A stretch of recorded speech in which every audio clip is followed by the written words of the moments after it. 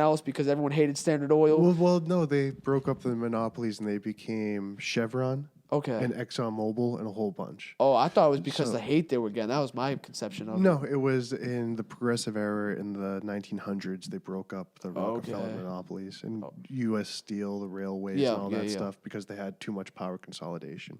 Because that's where all human power comes from is whoever controls the energy and means to control the energy at the time and make the most efficient logistic systems makes the rules. Someone told me, and I agree, it's called the golden rule. It's not the fake bullshit one of do unto others as you'd wish done to you. Yeah. That's a bullshit one. The real golden rule is whoever controls the gold makes the rules. Historically, Yep. yeah. And whoever makes the gold, that is an analogy that they would use for whoever controls the logistics energy sources. So, and that's in terms of communication and transportation. That's why Carnegie and Steel got so big because they control communication and transportation, which means that you control everything else. They carried Rockefeller's oil, and then Rockefeller, to cut them out, he actually the railroads and all that. What he did was Rockefeller made pipelines. Oil pipelines. Yeah, because he realized it was just as easy to build a railroad track as it was to make a pipeline. So that's why we have all of our pipelines now. So he revolutionized that, or his company did.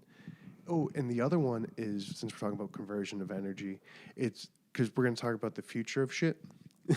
So, like, if you want less shittier people, they need to find out ways to control energy. And then that's how we get good people in positions of power. Gotcha. Right? Whoever can make the That's a way, breakthroughs. yeah, That's the only, because the other way of gaining, there are two ways of gaining control. There's the communist way, which is kill those people who own the means of production. Yeah. But then what happens in those communist countries is they become authoritarian and totalitarian. And then by doing that, you stifle innovation and creativity, and you kill the goose that laid the golden egg. Yeah. So you don't want to become totalitarian because then you'll stifle your innovation and fall behind. China, exactly. They're just Russia. intellectual property, just Russia. stealing. They don't actually create in China. Oh yeah. Well, the what most happened was they're a little bit Well, different. Russia's a better where example they for stopped sure. Yeah. all innovation. Yeah, if you're going to be a scientist that's a in much better Russia, example. it's not Yeah, a fun thing yeah. to do. Like You're gonna build the nukes or spaceships, or you're gonna die. exactly. Yeah, Like it's not a fun place to do. Yeah. You be KGB or scientist. Yeah, rocket exactly. scientist. Yeah, You it's- pick. Yeah, it's not what we want. One of the two.